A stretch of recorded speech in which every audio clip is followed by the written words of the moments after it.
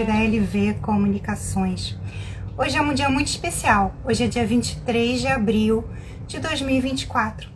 Hoje, em algumas religiões, é dia de São Jorge, é dia de Oxóssi, é também a segunda noite de Pêssar para o judaísmo e também o dia do livro. E falando do dia do livro, o nosso e-book está fazendo 1 ano, isso mesmo, Heranças, Independência e Vida faz 1 ano e ele continua disponível para downloads. Já temos mais de 1.000 downloads e não só do Brasil, de alguns países de língua portuguesa, como Angola, Moçambique, Cabo Verde, e é sempre muito prazeroso poder fazer projetos culturais.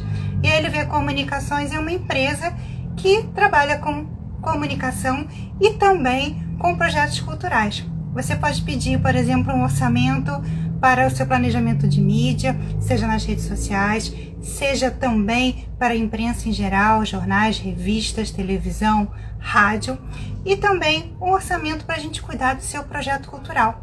A gente pode deixar tudo arrumadinho para você num Google Drive, para que quando você precisar para um edital, estão ali fotos, documentos, documentação de comprovação de existência, e o projeto em si também, a gente pode deixar um projeto todo arrumadinho para você. Faz contato com a gente para descobrir todas as possibilidades em assessoria de imprensa, gestão em redes sociais e também criação de projetos. Além dessa forma de deixar o seu projeto arrumadinho, a gente pode colocar o projeto para você em editais, leis de fomento e também editais de ocupação. Vai ser sempre um grande prazer poder fazer isso para vocês. Consulte a gente no direct ou manda uma mensagem. Os nossos contatos estão aqui na LV Comunicações. E hoje é mais especial ainda de tudo isso que eu já falei. Hoje eu vou receber Michele Ferrúcio. Ela é uma mãe atípica, atriz, está estudando psicologia e, acima de tudo, é uma amiga muito, muito amada que eu tenho. Eu acompanhei a gravidez da Michele, acompanhei o início do diagnóstico do Enzo e Michele foi lá para o Cariri para cuidar bem do seu pequeno e transformou a arte de representar em uma mãe maravilhosa atípica. Então é com muito amor, muito respeito e muito carinho que eu vou receber Michele Ferrúcio. Vou adicionar aqui. Michele, eu já solicitei, enquanto você chega, eu quero dizer que essa live vai ficar gravada aqui no meu perfil da LV Comunicações e também da Michele. E ela já chegou e também no nosso YouTube. Mi amada, muito obrigada pela oportunidade de vir contar essa história pra gente, de seus desafios. A gente que já trabalhou, já estava me maquiando, né, para fazer a live, fiquei lembrando dos nossos papos de camarim, quando você fazia Dani Night, e como a gente conversava fazendo, né, você preparando a sua maquiagem e quantas coisas. E aí eu me lembrei do dia que você me contou que estava esperando o Enzo. E aí, confesso que uma lágrima caiu, porque eu me lembro de tudo que a gente viveu, do Charlie chegando com um presentinho. Eu falei, opa, cegonha tá batendo por aí. Não é isso? Seja muito bem-vinda, querida. Verdade. Boa noite, amiga. Tudo bem? Tudo ótimo. A modernidade tem essas coisas boas que a gente acaba estando juntas sem estarmos no mesmo lugar, né? Isso é maravilhoso. Vamos Muito registrar bom. que Dona Michele está no Cariri. Isso, e você do Rio, pois é. Olha só, e parece que a gente está na mesma sala, né? Conversando, e como se a gente estivesse realmente trocando muito próximas, né? Eu me lembro também quando eu estava grávida. E aí a gente estava no camarim, Charles chegou com um presente para o Enzo, e você fez, opa, o que é isso? Aí eu comecei a chorar, porque eu comecei a falar que eu estava grávida, né? E a gente estava no auge da temporada de Dani Night, né? E sim, a e Dani Night gravidez era estava nos solteira, procura. Tava tão solteira à procura que eu ganhei o pacote completo, né? Inclusive o brinde que é o filho. Né? E assim, espero que esteja tudo bem com o Enzo, com o Rodrigo, com toda a sua família por aí, Tá. né? E vocês nos desafios diários. É sobre isso que a gente vai conversar. Até porque abril, né, Mi, é o mês de conscientização do autismo. Tô até de azul, eu sei que é é o azul, que é a cor, né, do mês de abril. Então, foi muito bom você ter aceitado o meu convite para que a gente possa fechar esse mês de abril com uma live explicando para as pessoas, ensinando para as pessoas, porque você saiu dos palcos para atuar como uma mãe atípica. Sim. Não é isso?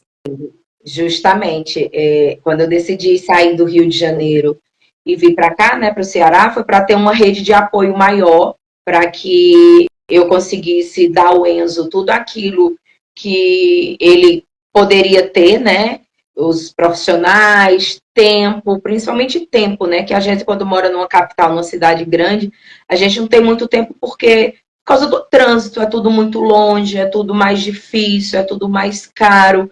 A rede de apoio se torna bem menor porque as pessoas moram umas distantes das outras, tem que fazer mil coisas para poder dar tempo de sobreviver, né? Então, quando eu resolvi vir para o Cariri, foi pensando nessa possibilidade de acontecer coisas boas para o Enzo, principalmente para o desenvolvimento dele, porque a fase da infância, dessa primeira infância, é fundamental para uma criança autista. Por isso que é sempre bom falar, enfatizar que o diagnóstico precoce de uma criança é fundamental para que haja um desenvolvimento, para que aconteça as terapias, para que essas crianças se desenvolvam, porque hoje o Enzo é outra criança do que quando a gente estava morando aí no Rio de Janeiro, né? Antes ele não andava, ele corria. Isso é um comparativo que eu sempre gosto de olhar. O Enzo, eu chegava nos cantos com ele e o Enzo desembestava. Igual como a gente fala aqui no Ceará, desembestar é correr, né? Mas uma coisa, como é que foi esse diagnóstico, né? Como é que para a gente poder ajudar outras mães também, né? Como é que você entendeu, quando é que foi que você entendeu que o Enzo, de fato, tinha algumas questões que representavam o autismo? Como é que isso funciona, né? Só que de leiga mesmo. Uhum. Quando o Enzo fez 2 anos, você acompanhou o Enzo desde bebê, né? Então você lembra do Enzo antes dos 2 anos de idade, que foi antes da pandemia. Uhum. Quando você chegava lá em casa, você via que ele era sorridente, que ele interagia, que ele olhava. Não havia nada de diferente do Enzo. Você conheceu o Enzo bebê e o Enzo até a época da pandemia, né? Então, o Enzo, até os 2 anos de idade, ele era uma criança que fazia tudo que todas as crianças dentro do parâmetro do desenvolvimento global se espera. O que é isso? É andar, é sentar, é segurar o pescocinho, é olhar, é reconhecer seu nome, é reconhecer as pessoas que estão diretamente convivendo com ele, é balbuciar algumas coisas. Mas tinha uma coisa com o Enzo que ele nunca conseguia formar palavras. Ele não falava, ele balbuciava e cantarolava, né? Eu não sei se você lembra da Márcia, que cuidava do Enzo, que me ajudava com ele. E a Márcia chegava do parquinho com ele no colo e falava, ó, o que ele aprendeu hoje? Aí ele ficava, ia, ia, o. Então ele sempre estava balbuciando alguma coisa, né? E cantarolando. E eu fui uma mãe que eu decidi que eu não ia colocar o meu filho na creche até ele ter 2 anos de idade. Eu queria ficar um tempo com ele, né? Aproveitar essa fase dele bebezinho. Então a gente não colocou ele na creche. Então, os meus comparativos eram com as crianças da pracinha. Então, até então, Enzo estava completamente bem, né? E aí, quando o Enzo fez 2 anos de idade, o Enzo começou a apresentar muitas coisas diferentes do que ele fazia. Exemplo, balbuciar. Ele parou, ele ficou completamente mudo, sem falar mais nada, nem balbuciar, nem nada. Nem se importar quando eu e o pai dele saía ou entrava dentro de casa. Ele parece que nada estava acontecendo. E aí foi mesmo na época da pandemia, eu não consegui colocar ele. Quando eu matriculei ele, uma semana depois, houve a pandemia e teve que fechar tudo, então a gente ficou em casa com ele. E aí eu pude observar alguns comportamentos estereotipados que ele começou a fazer. Exemplo, ele começou a acender e desligar a luz, ele começou a ficar horas olhando a torneira da água, e ficava lá olhando a água, e horas, a água para ele encantava ele, né? Então ele ficava muito tempo nessa olhando isso e desligando a luz. e não observava mais eu e o pai dele saindo, a gente falava com ele, parece que a gente não estava falando mais com ninguém. Ele antes, ele brincava, mas ele não jogava tanto as coisas, ele começou a jogar muito as coisas no chão, muito, muito, muito. E aí, às vezes eu percebi ele enfileirando coisas, brinquedos, mas não era uma coisa que ele fazia constantemente desse enfileirar, né? Mas a fala foi um ponto fundamental que, assim, a minha mãe começou a bater na tecla. Michele, esse menino já fez 2 anos e não tá falando nada. Aí todo mundo me falava, não, mas quando ele completar não sei quantos anos, ele vai falar, cada criança tem seu tempo, menino demora mais. Quando entrar na desculpando, né? Na verdade, a gente vai se desculpando, vai achando que de primeira viagem também, né? Então, assim, a gente acha que é normal, tá evoluindo, um faz, outra não faz, enfim. Isso. E até assim, mais ou menos uns 4 anos atrás, porque eles agora está com 6, né? E a gente descobriu com ele com 2 anos de idade. Uhum. Há 4 anos atrás, as pessoas não se falava tanto de autismo, né? As pessoas achavam que realmente isso era, não, vai demorar. E eu também não sabia nem o que era autismo, né? Eu tinha a imagem de autismo do He-Man, que é aquela pessoa abobalhada que não faz. Eu tinha uma imagem muito preconceituosa do autista. Na verdade, infelizmente falam assim, fulaninha é meio autista, né? E as pessoas não sabem nem do que elas estão falando, na verdade. Justamente. Eu também era esse tipo de pessoa, né? Que era justamente assim. E aí, quando a minha mãe começou a falar muito, isso começou a me incomodar muito. Aí eu decidi procurar uma fonoaudióloga. Isso antes eu já tinha perguntado à pediatra, né? Por que ele não fala? Por que o Enzo não fala? Aí a pediatra, o Enzo tinha 3 pediatras, né? 3, é bom enfatizar isso. Todos os 3, nenhum detectou o autismo e falou para mim, não, mãe, tem alguma coisa errada. Não.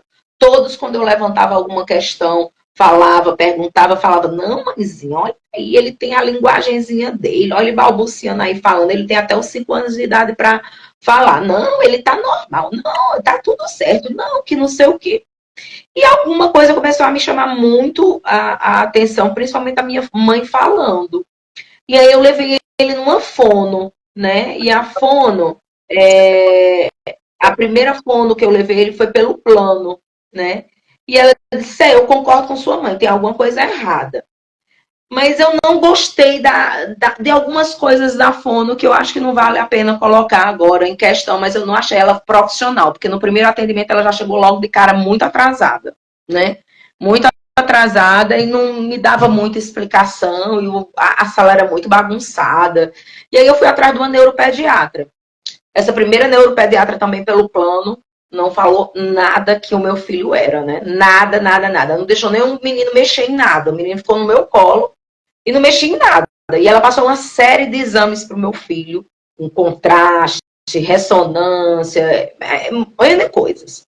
E disse que não era nada, mas detectou uma manchinha no cérebro dele.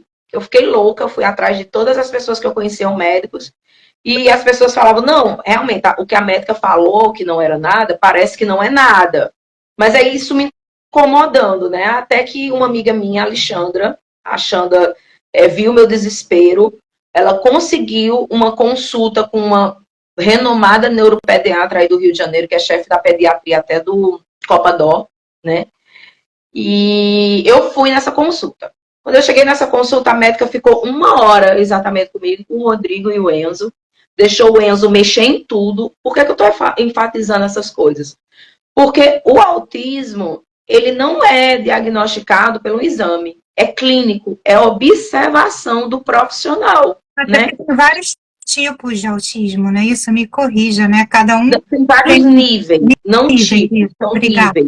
Nível 1, 2 e 3, né? O nível 1 que é o nível 1 de suporte, nível 2 de suporte e nível 3 de suporte. Antigamente se falava leve, moderado e severo, né? E hoje em dia não se fala mais assim, se fala em nível de suporte.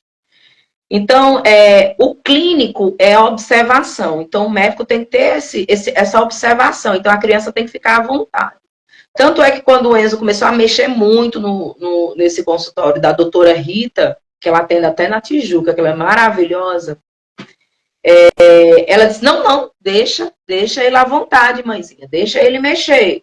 Não precisa. E eles abria a porta, fechava a porta, subia, mexia, pegava coisa. Ele fez um reboliço na sala dessa médica, né? E aí, quando foi no final da consulta, ela disse, olha, o fato dessa manchinha aqui no cérebro não me chama a atenção. Daqui a um tempo, a gente faz novamente esse exame para ver se ela ainda continua lá, mas ela não me diz nada. Porque algumas crianças têm isso e quando dá 4 anos de idade aparece essa mancha. Ok? Eu disse ok.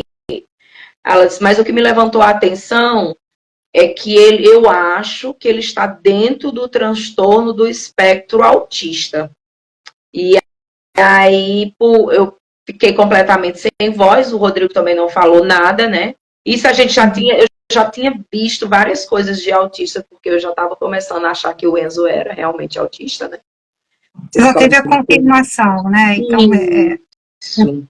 E aí é importante também dizer que nenhum médico sério, médico mesmo que é sério, vai dar um diagnóstico logo de cara. Por quê?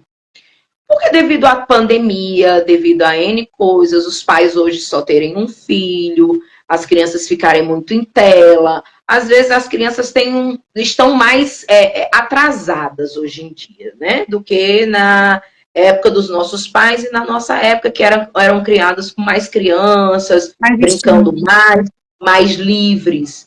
Então, um médico, para ele dizer que uma criança é autista ou dar esse diagnóstico tem que ter vários encontros, tem que ter uma equipe multidisciplinar por detrás, observando essa criança, para que se chegue a um laudo, porque é clínico, é observação, né? Então tem que ser observado. Então a médica falou, olha, eu acho que ele está dentro do transtorno, vamos observar, porque talvez seja por causa da pandemia. Ele não foi para a creche, ele é uma criança que vive em apartamento, então pode ser que seja isso. Vamos estimular, 6 meses estimulando. Aí me encaminhou para os profissionais, fonoterapeuta ocupacional, que são os profissionais que devem atender realmente as crianças que estão dentro do transtorno, né? Psicólogo. Então, a gente começou a fazer esse tratamento com o Enzo, né? E aí foi realmente a equipe multidisciplinar, com certeza falou para mim que achava sim que ele estava dentro do transtorno pelas observações. E aí quando ele fez os 6 meses de estímulo, chegaram ao diagnóstico sim que ele era realmente TEA, né, autista. E aí foi esse processo que a gente chegou até ter esse diagnóstico, demorou esse tempo. E eu acho que esse tempo ele é uma coisa séria para ser observada, porque às vezes as crianças estão apenas sem estímulos, né, em casa, para desenvolver a fala, fica às vezes na tela. Não estou dizendo que tela dá autismo, porque o autista ele já nasce autista. É um transtorno do neurodesenvolvimento, né? As crianças têm um desenvolvimento diferente das outras crianças que são típicas. O cérebro funciona diferente. Então, um autista, ele jamais deixará de ser autista, mas tem como você ensinar a ele fazer N coisas que ele não sabe. Exemplo, eu comecei a live falando que o Enzo corria, né, e não andava. Hoje o Enzo anda. Hoje o Enzo corre como criança, porque corre. Mas ele não anda mais desembestado, né? Nos cantos que eu tenho que sair louca atrás dele correndo, que eu não podia andar com ele em nenhum canto, tem que prender a mão dele, porque senão o menino saía disparado. Hoje ele anda já, né? A não ser que seja uma coisa que ele queira muito, que ele esteja muito ansioso, aí ele corre, porque o autista também a grande maioria é ansioso, né? Eles são ansiosos por natureza. Eu comecei a pesquisar, né, assim, pra gente poder conversar aqui, e aí uma coisa que eu percebi, assim, a gente não encontra muitas coisas muito precisas, né, tanto que quando eu fiz a chamada, tipo assim, a gente não sabe quantos autistas tem no Brasil, por exemplo, né? Isso. Não tem uma referência. Eu vi, por exemplo, 2 milhões, eu vi 4 milhões, aí tem um estudo norte-americano, e, enfim, eu fui vendo várias coisas, né? Diz que os Estados Unidos realmente é o país que mais tem diagnóstico, mas eu entendo também que muitos adultos, né, que estão a Sabatella, por exemplo, essa Sabatella, foi diagnóstico, não existia essa tecnologia, não existia esse conhecimento que focasse, né, nesse atendimento. Então, assim, e aí tem essa coisa que, o número aumentou, como você mesma falou, antes da pandemia era uma coisa, 4 anos depois a gente já está vendo um outro perfil, né? Eu vejo, assim, a minha volta, eu consigo contar você e mais 2 ou 3 amigas que também têm filhos autistas. E uma coisa que eu reparo que tem mais em meninos, eu não sei, eu posso estar errada, mas por coincidência, todas as pessoas que eu conheço são meninos. Eu não sei se O autismo, o autismo durante muito tempo foi usado o autismo azul, justamente porque era a maior parte sendo diagnosticado em meninos. Né? Existe alguma vertente que fala que é porque é mais difícil detectar em meninas, que elas escondem mais. Eu gosto até de brincar sobre isso, que eu digo, até nisso as mulheres são melhores do que os homens, né? A gente é mais evoluída, até no autismo. Até no autismo as mulheres são mais evoluídas, né? Mas não é isso, é porque as mulheres elas conseguem realmente maquiar melhor, elas conseguem imitar mais. O que é uma das grandes dificuldades do autista? Ele não consegue observar, né? Ele não observa, então ele não olha tanto, então ele não observa tanto, então ele imita muito pouco, né? Ele imita. A imitação do Enzo é muito baixa, a gente tem que ensinar o Enzo a imitar, coisa que é quase inata a todos nós, né? Nós aprendemos a imitar. Quando é pequenininho, a gente vê nossos pais fazendo uma coisa, a gente aprende a escovar o dente, só na base da imitação, né? E as meninas, elas conseguem imitar mais do que os meninos. Isso eu tô falando meninas autistas, né? E aí isso acaba acontecendo com que essa informação do que seja mais diagnosticado mais em meninos, que existem mais meninos, é porque as meninas conseguem esconder mais, e aí o diagnóstico das meninas é mais tardio do que o dos meninos, né? É por isso, tem essa explicação. Agora, o que a gente tem de base, eu não faço a menor ideia de quantos autistas existem no Brasil, mas eu sei que até 2024, até esse ano, né? Essa pesquisa do ano passado. Até esse ano, 1 a cada 34 crianças vai ser autista. Aí isso é uma coisa alarmante. Por quê? Porque, assim, o que está acontecendo, que hoje as pessoas falam, autismo é moda, não sei o quê, falam N bobagens, né? Falam N coisas por falta de conhecimento. Mas o que eu acredito, pela minha linha de pesquisa, que eu venho estudando, e que eu venho realmente entendendo e vendo outras pessoas sérias, neuropediatras, psiquiatras, nutricionistas, pessoas que estudam a fundo o autismo. O fator ambiental tem feito com que esses diagnósticos surjam a cada vez mais. O que é esse fator ambiental? A nossa alimentação, a vida que a gente leva hoje em dia, né? N coisas que o nosso organismo vai tendo contato, as mulheres estão tendo filhos cada vez mais tardios. Então, esse fator ambiental tem sido um resultado bem grande, preponderante, não é a predominância, mas tem ajudado muito a com que venham cada vez mais os nossos filhos autistas, porque a gente fala, eu vou comprar um legumes, uma verdura orgânica, mas até que ponto é orgânico? Até que ponto aquele solo não já está infectado por coisas que já não é mais natural. A água que agoa essas plantas, que vem infectada com nossos hormônios também, porque vai na nossa urina, que vai... N coisas, sabe? Que se a gente for parar para pensar, não existe mais nada que seja tão orgânico no nosso planeta Terra, porque a gente está poluindo e destruindo ele. Então, isso a gente... Isso também é muito caro, né, amiga? A gente está pensando assim, você, graças a Deus, você é de uma família, né, tem uma vida boa, né, financeira, que você consegue dar esse conforto para o Enzo, esse conforto para você como mãe, para o Rodrigo como pai, mas a gente também está falando de uma sociedade, né, a gente tem um país com um número grande de pessoas menos favorecidas, né, e eu vejo histórias, assim, de novo na minha pesquisa e também do meu conhecimento, que também não consegue, às vezes, nem comprar o que não é inorgânico, né? O que, Mas né? o Imagina, o que eu falo é o antes da gravidez, é o antes da você gestação. está entendendo? É Você antes, não consegue nem sim, programar suas gestações, né? E as coisas sim, vão não tem acontecendo. como. Não tem como. E nem quem se programa podendo comprar, consegue comprar coisas orgânicas, é mais orgânico. Nem Né? mais isso é. A gente não tem mais uma coisa natural. Sim, Porque está tudo poluído, as pessoas estão poluindo o ar.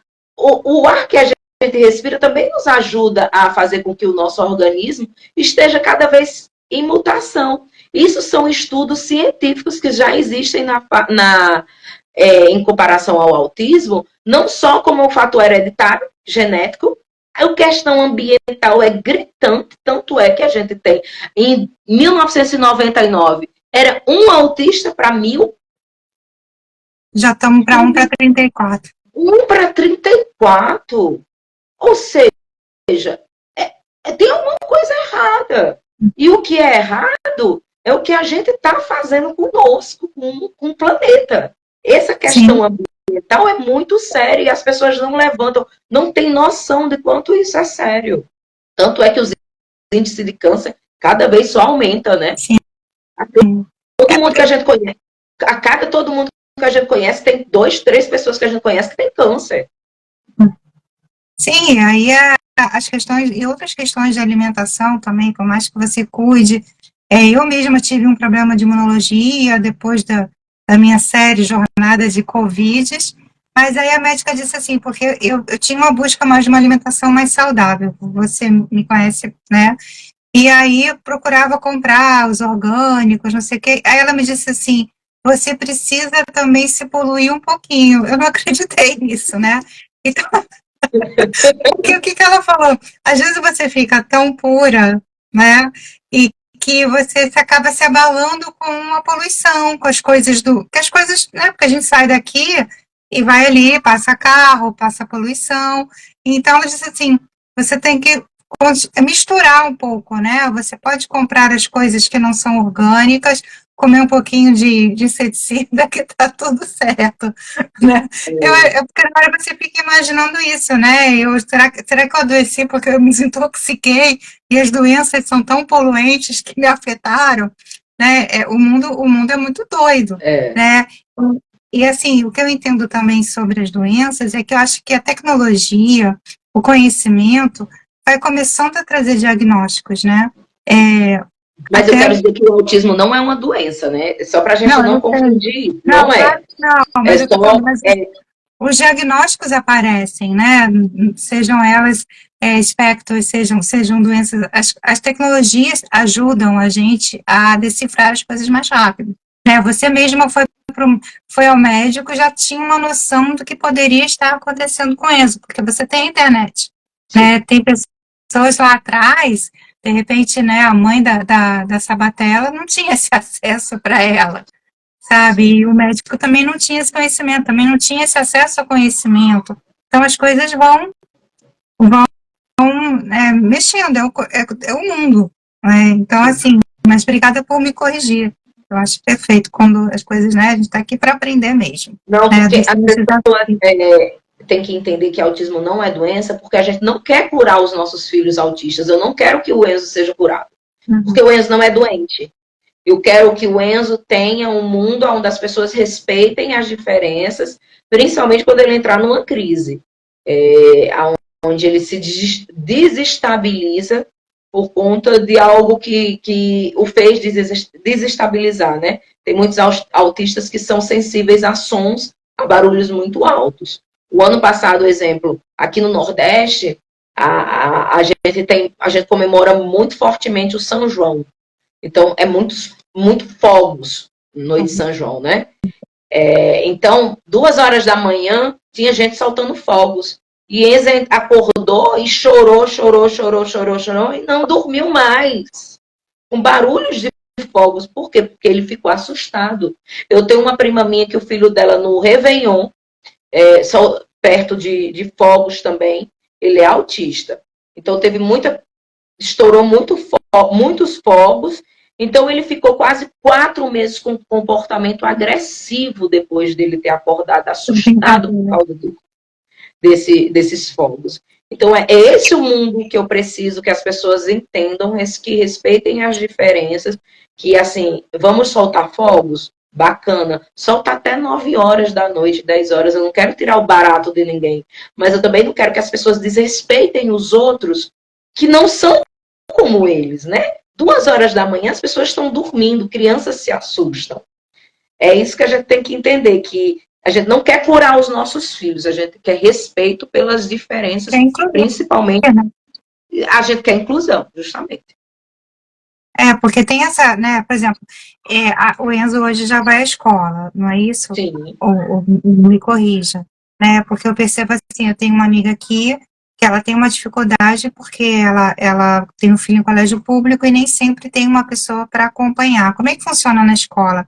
Não tem que ter um atendimento especial? Como é que é isso na escola? Tem que ter um mediador, isso. Uma pessoa mediadora ou um acompanhante terapêutico, né? Uhum. Hoje em dia, a gente sabe que uma criança autista ou outra criança que tem algum tipo de déficit, né, que não acompanha a turma, eles precisam de uma ajuda muito maior, né, que um professor só não consegue, né?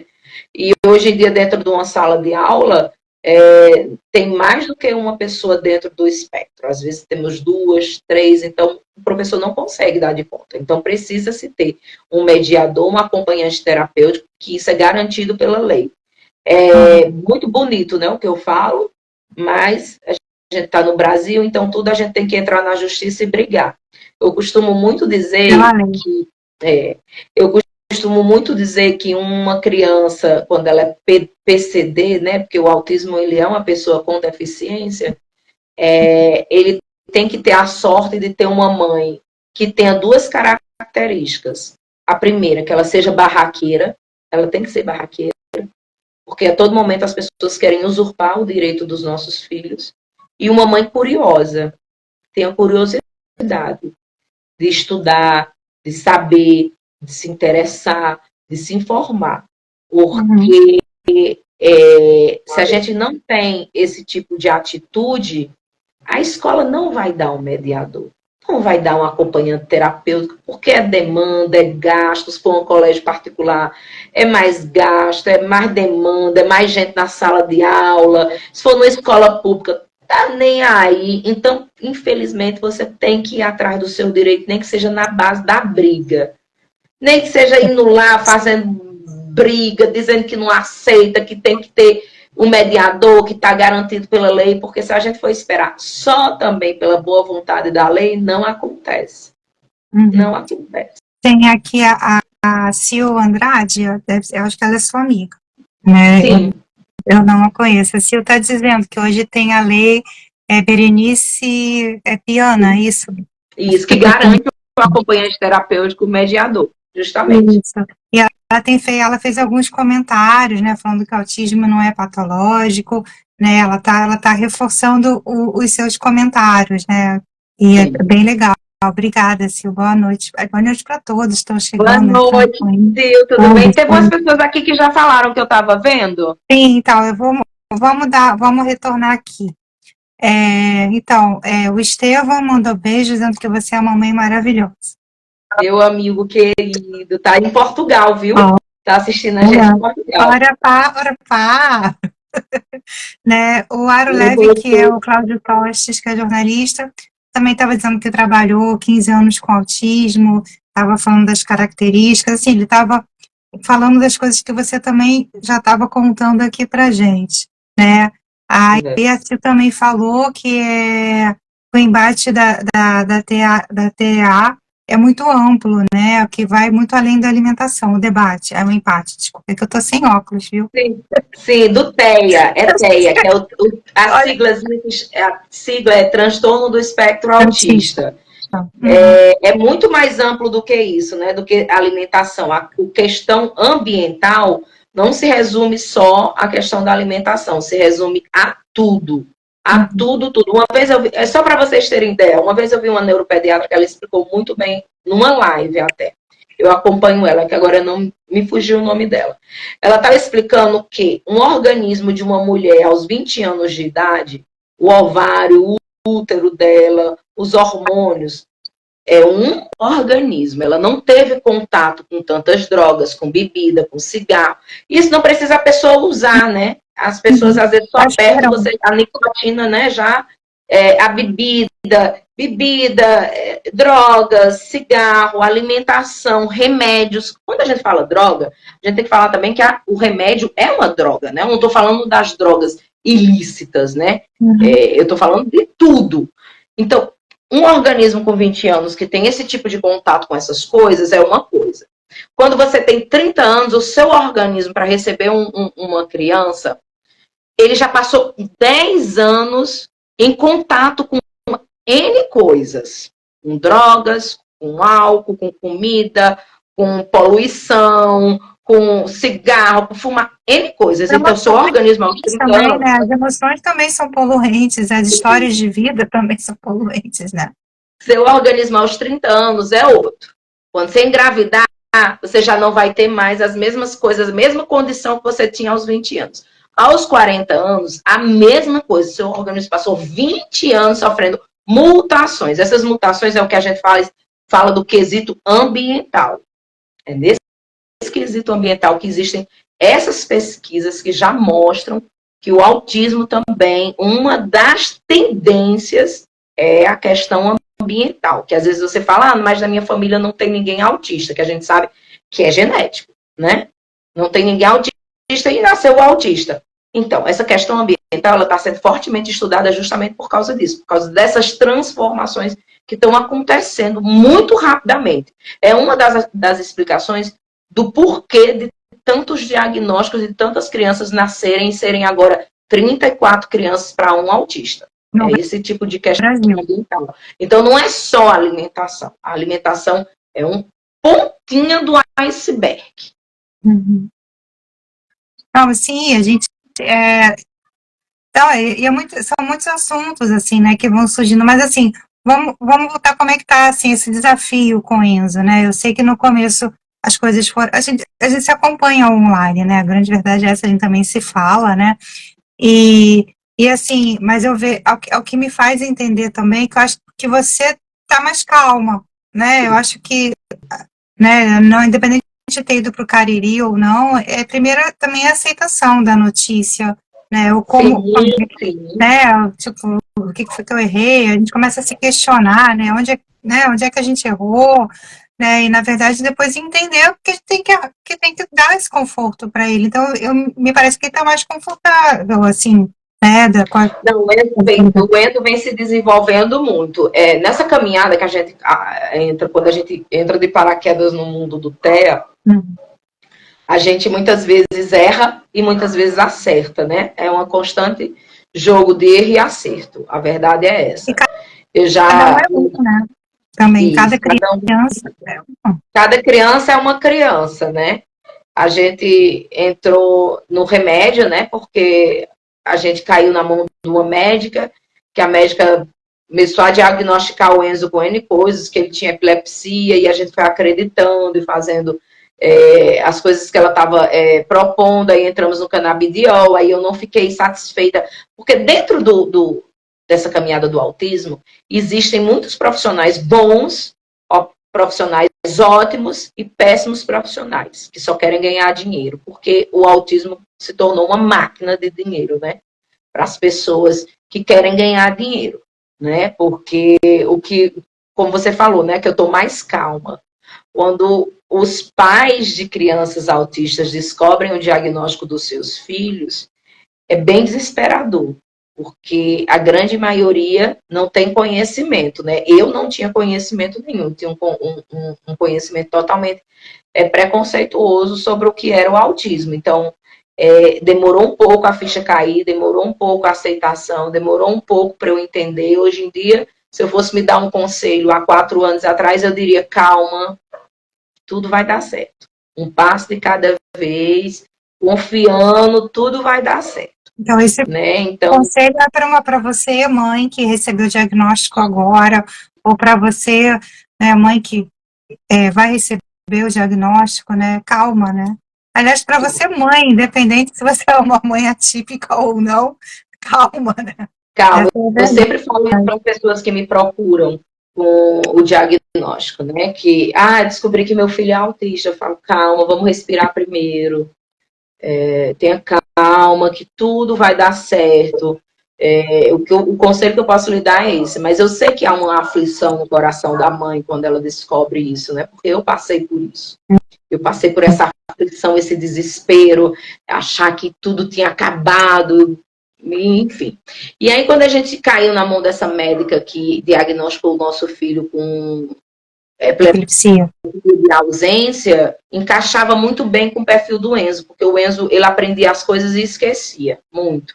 A impressão que a gente tinha era que ele aprendia e no outro dia ele não sabia de nada. Lembra aquele filme que tem como é o nome? Do Adam Sandler e do Barrymore, que ela sempre, todo dia ela esquece Que dele. ele pegava o guarda-chuva, tropeçava, olhava o relógio. Não sei, Isso. né? A impressão que a gente tinha era que ia acontecer isso com o Enzo. O Enzo ia dormir e esquecia as coisas. Botava pra Isso é uma característica, isso é uma característica da epilepsia de ausência. Por que a gente chegou nesse diagnóstico? Porque ela passou uma série de bateria de exames e eu cheguei a ela justamente querendo mudar a alimentação do Enzo, transformar a alimentação do Enzo numa alimentação mais saudável, porque eu vi que tinha umas crianças que alguns autistas eram intolerantes a glúten, que ficavam mais calmos, bababá, bebê. Justamente, tem muita informação sobre o autismo, né? E a gente tem que se basear nas que são científicas. Eu quis fazer esse tratamento porque eu achei que era o melhor, né? Então, entrei nele, fui entrando nele. E aí a médica diagnosticou o Enzo com essa tal dessa epilepsia de ausência que batia muito bem com as coisas dele. Aí passou o canabidiol. E aí eu era muito a favor do canabidiol. Começamos a tomar o canabidiol. Na primeira semana o Enzo começou a tagarelar, né? Garfo, falando as coisas. E aí ela pegou e disse, a epilepsia não está diminuindo, vamos aumentar as doses. Aí eu aumentei as doses. Nessa coisa toda, nesse percurso inteiro, que eu estou resumindo muito, o Enzo deu uma regredida que foi desesperador o ano passado. Uma regredida, assim, que eu fiquei, assim, aflita, sem entender, começou a subir nas coisas, começou a ter os comportamentos que ele tinha antes, jogar as coisas no chão, sem prestar atenção, não focava em nada, não parava quieto de jeito nenhum, ele mexia em tudo. E nesse percurso, que demorou mais ou menos uns 8 meses, né, dessa alimentação com canabidiol, com essa história da epilepsia de ausência, eu novamente, como mãe, por isso que a gente tem que ouvir a nossa intuição. Eu não me aquetei enquanto eu não consegui uma consulta com uma médica especialista em epilepsia lá no Recife. Né? Eu fui atrás dela, porque eu tenho uma amiga que o filho dela tem epilepsia e ela me falou muito bem dessa médica. Então, eu tinha que conseguir uma consulta com essa médica e ela não tinha vaga. Até que eu consegui, e fui em outra neuropediatra. E o que me chamou a atenção foi que a outra neuropediatra falou assim para mim, não, mãe, o que eu vejo aqui no exame é que seu filho, isso para mim não é uma epilepsia de ausência. Isso é uma epilepsia da primeira infância. Que toda criança, quase todas as crianças, têm essa epilepsia na primeira infância, que são sinapses no cérebro que acontecem, né? Que não é uma epilepsia. Aí aquilo me chamou muita atenção. Eu disse, então eu vou correr atrás de outra médica especialista em epilepsia mesmo. E quando a gente chegou nessa médica, lá do Recife, doutora Adélia, as boas eu falo o nome, né? As ruins eu não falo o nome, porque pode dar um processo. Mas, deu pra gente arriscar o caderninho, mas tudo bem. Mas não pode, né, falar isso. Não é. Olha só, só para você dar uma risada, eu tenho uma consultora de nostalgia, de filmes antigos, ela acabou de dizer que o nome é como se fosse a primeira vez. Isso, é como se fosse a primeira vez. É esse filme aí. Era justamente... Obrigada, Juliana Aquino, consultora. Era justamente o que aconteceu. Aproveitando esse intervalo que a gente fala bem agora da médica, a Jamile disse que a Michelle é essencial, que precisa-se mais mães como ela, porque a desinformação é um grande obstáculo. Ela foi professora do meu filho, do Enzo. Beijo, Jamile. Ela foi professora do Enzo, maravilhosa, que é Jamile. O Enzo é louco por ela. Então, eu cheguei a doutora Adélia. A doutora Adélia é especialista em epilepsia. Quando a doutora Adélia pegou o exame do Enzo e viu o comportamento do Enzo, ela só faltou, assim, me bater de tanto assim. Ela disse, como é que vocês chegaram a isso? Dando canabidiol à criança, esse menino não tem epilepsia de ausência. Essa médica precisa ser denunciada, porque essa médica também é do Recife, né? Essa ruim. Já chegaram casos assim para mim, parecidos dessa médica. Eu tô horrorizada. Ela bateu foto, para tu ter ideia. Ela é uma das integrantes do Conselho de Neuropediatria do Brasil, né? Da Sociedade de Neuropediatria. Ela bateu foto, ela disse, eu tenho que levar isso para o Congresso, porque isso é inadmissível que essa médica esteja fazendo isso, né? E ela ficou horrorizada com a quantidade de vitamina e remédios que o Enzo estava tomando junto com o canabidiol e pelo comportamento do Enzo, né? Ela ficou horrorizada. Ela disse um monte de coisa comigo e com o Rodrigo. Ela puxou nossas orelhas. Como é que a gente fazia isso com o nosso filho? Eu só sei que eu voltei dessa consulta, parecia que eu tinha levado uma pizza. Parecia que eu estava no começo de tudo, do diagnóstico de tudo. Eu tinha uma boa notícia, mas ao mesmo tempo... A boa notícia é que meu filho não tinha a tal da epilepsia, né? E a segunda notícia ruim é que realmente o que é que eu... Como assim? Meu filho regredindo e eu comecei a ficar muito desesperada, né? E aí a gente parou de dar o canabidiol e ela passou o risperidona, né? E aí eu fui ler sobre o risperidona no Google, né? Eu disse, não vou dar esse remédio a meu filho de jeito nenhum. Não quero, não vou acreditar mais no médico, agora eu vou observar meu filho. Parei de dar tudo a ele, comecei a fazer uma agenda, anotar todo o comportamento de Enzo e pedir para as professoras, para as terapeutas anotarem tudo do Enzo do dia, todo o comportamento. E aí tirei a alimentação dele, que era restrita, com glúten, vou liberar tudo, vamos liberar tudo para ver o que é que acontece. E aí ele passou um mês nessa, né? E aí ele voltou, ficou bem, depois que a gente tirou o canabidiol e tal. Aí eu fui numa consulta com um pediatra que é amigo meu, por sinal. E aí ele ouviu tudo que eu falei, né? Falei do canabidiol, falei do risperidona, e aí ele falou, mãe, tem uma coisa que vocês mães são super protetoras. Às vezes vocês não deixam o filho de vocês evoluírem porque vocês têm medo do que vai acontecer, né? Aí ele até usou o exemplo dele. Eu, quando eu era criança, eu sofri muito por ser o diferente. Talvez se a minha mãe tivesse me dado o risperidona quando eu era criança, eu não teria passado por as coisas que eu passei de bullying, né? De ser o diferentão. E às vezes você atrasa seu filho. Sim. Por medo, né? E aí eu fui para casa, pensei, comprei o risperidona, no outro dia dei ao menino. Liane, a impressão que eu tenho é que Deus me devolveu meu filho depois do risperidona. Até borboleta, hoje em dia, Enzo percebe. Percebe borboleta, percebe a abelha, ele triangula o olhar com as pessoas, com as coisas que estão acontecendo. O que é o triangular do olhar? É olhar para a pessoa e olhar para o ambiente, coisa que ele não fazia antes. Não fazia de jeito nenhum. Então, o risperidona, que eu tinha tanto preconceito, ele me devolveu meu filho. Ele me devolveu meu filho. Meu filho é outra criança hoje em dia. Então, às vezes, no caminho do autismo, a gente se perde muitas vezes. Mas a gente se encontra no meio de estar perdida, a gente acaba se encontrando. Porque a gente não pode parar de andar e de se questionar e de ver o que é melhor para o nosso filho. A gente não pode ter medo de mudar de terapeuta, a gente não pode ter medo de mudar de remédio, mudar de dieta, mudar de nada. Se vê que não está funcionando, a gente tem que mudar, porque às vezes para um funciona, para o outro não funciona. Às vezes o canabidiol, como filho da minha prima, mudou a vida do meu primo, do filho dela. Já para o Enzo foi um desastre. Já tem outras crianças que o risperidona não, como é, meu Deus, o nome? O risperidona, porque eu confundo com Ritalina, mas o que o Enzo toma é o risperidona. Para outras crianças, o risperidona é uma tragédia, mas para o meu filho foi um milagre.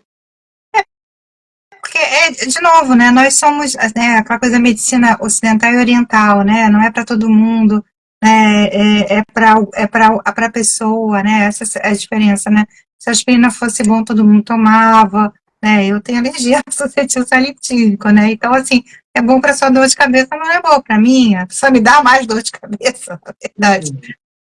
E é isso. E assim, Mi, eu percebo que você tem sido muito ativa, né? Você tem participado de eventos, né? Você tem aquela coisa que a vida imita a arte, a vida imita a vida, mas na verdade, né, você está usando a arte na sua vida. Você tem falado mais, você está, né? Quais são os seus planos também? Você está terminando o seu curso de psicologia, né? Você foi fazer um mestrado, se informar mais sobre tudo, né? Então, assim, eu, como amiga, te admiro muito, né? Eu te conheço, Michele, antes de ser mãe, e Michele agora sendo uma mãe atípica, né? Então, assim, admiro dia a dia, você sabe disso, já te falei isso, né? Então, mas me conta aí, o que que você tem feito? Qual o movimento que você também tem feito, né? Para conscientizar outras mães também, para dizer vamos que vamos. Eu ainda estou descobrindo esse processo do que é que eu estou fazendo. Eu entrei no curso de psicologia para ter bastante informação, né? Para eu ter realmente parâmetros para falar com propriedade, não ser só um estudioso e uma mãe. Eu escrevi um texto sobre autismo que eu tenho que começar a ensaiar para botar para estrear ele. E estou também desenvolvendo o Enzo. Eu montei uma casa sensorial. Eu chamo essa casa como casa sensorial. E hoje foi dia de fazer o trabalho lá com ele. E aí eu tenho descoberto um pouco coisas de trabalho com meu filho, porque eu quero agregar a arte com as terapias, né? Com o ABA, que eu fiz a minha pós-graduação em ABA também, fiz uma pós-graduação também em autismo, e é estudando para poder ajudar ele, porque o meu intuito é ajudar meu filho, né? O que que é a E, ABA? consequentemente, acaba ajudando outras pessoas. A ABA é a terapia que é mais os médicos passam mais a ABA, né? A terapia ABA, que é uma terapia com base científica mais predominante aqui, né, no Brasil. Mais base teórica para realmente o desenvolvimento dos autistas, né? É uma terapia na mesa, onde ensina a criança a ficar mais sentada, a esperar, a trocar, a olhar. E tem outras terapias também, né? Que são, por exemplo, o Enzo já fez a Denver. A Denver é um pouco mais lúdica, é mais no chão, é mais brincadeira. Para o Enzo não funcionou. Foi dinheiro jogado fora. O que funcionou com o Enzo foi a ABA, né? São siglas em inglês. Porque a ABA em hebraico é pai. Não é pai, aba, pai, não é. São siglas americana, foi desenvolvido nos Estados Unidos, que a base é comportamental, cognitiva, trabalha isso tudo, né? Então, é uma terapia realmente com base científica e que funcionou muito para o Enzo. Mas tem a Padovan. A Padovan, ela é também trabalhada com multidisciplinares, com fisioterapeutas, inclusive. Ela é muito indicada para as pessoas que têm alguma paralisia maior, que não é o caso do Enzo, né? Que o caso do Enzo é mais base comportamental. Então, a ABA se enquadra muito porque ela trabalha o comportamento. Eu acho assim, eu fico muito, muito feliz com essa troca, sabe, minha gente, assim, poder tá falando isso, né, para pessoas, isso que vai ficar gravado, né, vai ficar arquivado para que todos possam acessar, né, a gente sabe que aqui no Rio é feriado, não sei se aí é feriado também.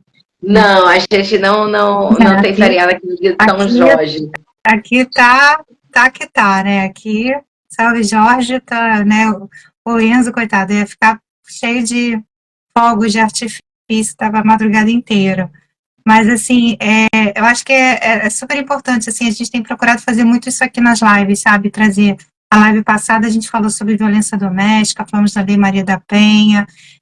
Eu acho que a conscientização, a gente precisa trazer para a sociedade, né? Dizer que a sociedade também tem seus transtornos, tem suas deficiências, tem suas soluções, né? Que é possível virar o jogo, e eu acho que isso você tem feito, pelo menos eu tenho acompanhado né, e volto a dizer, e vejo que o Enzo realmente está evoluindo, né? Eu vejo que as coisas estão caminhando dentro do que ele pode evoluir também, né? E é ótimo, acho que cada dia é um passo e a vida é essa, né? Sim. A gente também não era assim, a gente não ia construindo plateia, a gente não ia, né, fazendo de teatro em teatro, e é isso, né? Cada momento é cada momento, sabe? E assim, e eu acho que você vai encontrar o caminho. Eu acho interessante você fazer uma peça sobre o assunto, né? Um trabalho, assim. A Sil está te dando, tá dando parabéns pelos temas da live. Que bom, Sil. Deixa eu até falar sobre isso. A gente já fez mais, eu acho que já está com 30 lives, eu já não sei quantas, já perdi a conta. A ideia era para os 25 anos da LV, que já passou dos 25 anos faz alguns anos. E a gente está tendo, nossas lives estão aqui no Instagram, né? Quem quiser seguir a LV, quem quiser seguir a Michelle também, né? E também estão gravadas no nosso YouTube, que também é LV Comunicações. Então a ideia aqui é misturar, né? É trazer informação de comunicação, é trazer informação para a sociedade, né? É esclarecer, né? E sempre assim, também olhando os meus amigos, as pessoas próximas, as pessoas que somam, que são parceiras, né? A gente sempre aqui na LV, né? A gente é amiga pessoal, né? Mas a gente também já trabalhou junto pela LV e a gente não é cliente, né? Eu acho que a gente vira parceiro, né? E aí é para dar a mão. Se a gente tem um espaço, é para receber as pessoas nesse espaço. E a gente também aceita sugestões, né? Façam sugestões, mandam no direct sugestões de convidados, de temas. Eu acho que a participação é um espaço democrático. Né? Tem uma pergunta aqui que eu vi, que é da Júlia Aquino. Ela botou aqui, Michelle, como você usa a arte no relacionamento com seu filho? Eu achei interessante isso, porque eu sempre brinco com meu filho usando a terapia ABA e o teatro. Por isso que eu montei essa casa para trabalhar o Enzo com teatro e com o ABA, com a parte artística, porque eu vejo que o teatro, ele é muito isso, o jogo teatral. Você sabe, você trabalhou com teatro e trabalha com teatro, então, a todo tempo que a gente está ensaiando e brincando, a gente está nomeando as coisas.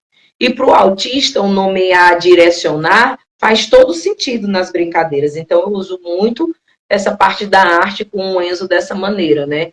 Dizendo, joga a bola, bola! E pega, olha a bola aqui!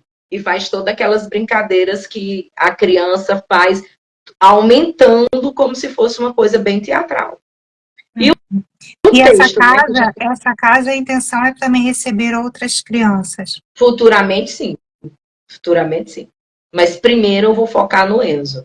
Primeiro meu foco é o Enzo. Entre aspas, é a cobaia. O Enzo é a minha cobaia, porque eu preciso que o meu filho se desenvolva. Claro, eu preciso que o meu filho... E que bom que você fez isso, né? Eu preciso que o meu filho chegue na fase de adolescente bem. Eu preciso que ele não precisa... Lógico, o meu maior sonho como mãe é ver ele falando, mamãe, te amo, verbalizando, sendo oral, né? Mas eu preciso que meu filho se comunique de alguma maneira, que ele se expresse e que ele tenha isso, porque o mundo ele é muito cruel, né? O mundo, as pessoas, a sociedade são preconceituosas e cruéis. Então, eu preciso ensinar ele a saber lidar com isso. Então, acho que o teatro, a arte, ajuda muito nesse sentido. Os gestos, os olhares, né? Outro dia eu estava vendo, sabe que eu gosto de reality, já conta aqui para todo mundo, mas tem outros realities que não é só os nacionais, né? Então tem um que fala exatamente isso, é uma casa onde tem 3 americanos, rapazes, e algumas moças de outros países que não falam uma palavra de inglês, né? Então é até brasileiras na história. E aí eram esses exercícios, o olhar, né? Aí já prestando atenção, você fala assim, ela queria me contar uma história naquele olhar dela, E aí tem, sabe? E às vezes é coisa do relacionamento mesmo, né? Você troca olhar com uma pessoa ali e ele vira seu marido. E a coisa, não é isso? Você tá ali no bar, de repente olha, né? Então, e a sociedade pop, as pessoas também que têm deficiência auditiva, que também não conseguem falar, elas se comunicam de alguma forma, né? Então, assim, o mundo também precisa ser inclusivo, né? Né? E tem aquela coisa de perto, ninguém é normal, já dizia, né? Nelson Rodrigues também. Com certeza. Se você acha que é o normal, é porque você é o doido. Vrá! Vrá! Como dizia Dani Knight, né? Vrá! Queridora, a gente está aqui chegando já na retinha final. Eu quero dizer assim que o espaço está sempre aberto para você e para todas as pessoas que tenham, né, causas. Se quiser, a gente pode voltar, né, para você contar aí os progressos. É muito gostoso sempre estar na sua companhia e, sabe, e dar força, né? Eu acho que é isso, a gente não, né, segurar a minha mão na sua para que a gente possa fazer um mundo melhor. Quero agradecer demais, minha amiga, pelo espaço. É sempre um prazer estar falando sobre o autismo, da maneira que ele é verdadeiro, sem romantizar, sem falar nada daquilo que não é, para as pessoas terem informações reais. Porque eu lembro quando eu busquei o diagnóstico do Enzo, a primeira coisa antes de ir no neuro, de ir atrás, foi pesquisar na internet, né? De escutar, de ver, de falar. E quando eu descobri o diagnóstico do Enzo, eu só queria escutar outras mães, né? Então eu procurava muito vídeo, mãe falando sobre autismo. E eu lembro que eu encontrei um vídeo de uma mãe que ela até estava emocionada nesse vídeo, que ela disse que, que era a primeira vez que a filha dela falava para ela que ela tinha uma amiguinha, elas duas estavam no parque, e ela chegou para a mãe e falou, ó, minha amiga. Então a mãe estava emocionada porque a filha nunca tinha tido uma amiga. E foi um dos vídeos que me emocionou muito na época da descoberta do Enzo, porque me acalentou o meu coração saber que depois de tantos anos a filha dela tem um amigo, né? Então é assim a caminhada, né? É um passo de cada vez, cada vitória é grande, por mais que pequenininha que seja. Então é sempre essencial a gente estar falando sobre a verdade. São vitórias diárias, né? E a vida não é só o autismo, eu acho que todos nós, né, temos nossas vitórias pessoais, diárias. Eu desejo que você tenha vitórias, muitas vitórias, todos os dias, todos os momentos, né? E você sabe que os melhores desejos é o que eu tenho para você, para o Rodrigo, para o Enzo, para sua família toda, né? A família toda do Rodrigo. Eu acho que é um desafio grande e que vocês, ainda bem que vocês estão indo bem. Que bom que vocês Obrigada, estão indo meu bem. amor. Ó, a Sil mandou aqui pra gente que aba é análise do comportamento aplicada. É justamente, eu estava Eu acho que o meu aqui. congelou tudo aqui. A Sil é maravilhosa. Ah, ó, agora andou. Tá tudo aqui. Tem gratidão aos ferrúcios da Michelle. É, A ela, Sil trabalhou com a gente uma época, é uma pessoa muito, muito gente boa. Um ai, beijo no coração dela, um beijo para todas as pessoas que participaram, sim. a Jamile, o Estevão, a Sil e as outras pessoas que eu não consegui visualizar aqui. Um Porque beijo em para mim você, estava minha amiga. congelada, estou sendo bem sincera. Mas a gente Você, tem as pessoas que entram, que saem, sim. né? E assim, isso é normal também, Ah, né? O Charles entrou também. Charles, tá Beijo, vendo? Eu amigo. avisei para ele. Daqui a pouco a gente vai Charles avisou para chama ele. aí o Charles para fazer o Santo Antônio. Também gostei de São Jorge, eu não sei o que ele veio com São Jorge. O Vamos fazer Charles uma tem noite tanto especial Santo de Santo Antônio que disse que Antônio. falhou também. Para quem não sabe, o Charles de Santo Antônio era um personagem do Dani Knight, Solteira à Procura. E, enfim, o Charles era o nosso Santo Antônio. De santo não tem muita coisa, não, mas é o seu Antônio. Tem sim. Era Para milagre. Ele é um santo amigo, né? Ele é um santo amigo. Tá vendo? Agora descongelou. Para mim, eu não tinha visto nada disso, né? A Sil falou que tá com saudade. E assim, eu também estava morrendo de saudade, ainda tô, né? Isso aqui é só um pedacinho de tudo isso. Mas, Mia, um super beijo para você. Eu sei que você também tem aí seus afazeres de mãe, de dona de casa, né? E que a gente possa se encontrar. Eu vou para Cariri, você vem para cá, ou no meio do caminho a gente se encontra. Se Deus Tá bom, minha querida? quiser. Um beijo bem grande no seu coração. Amo você, viu? Obrigada Também por ter oportunidade. Imagina. Estamos sempre juntas, tá bom? Beijo. Beijos. Tchau, gente. Boa noite para todo mundo. Boa noite, gente.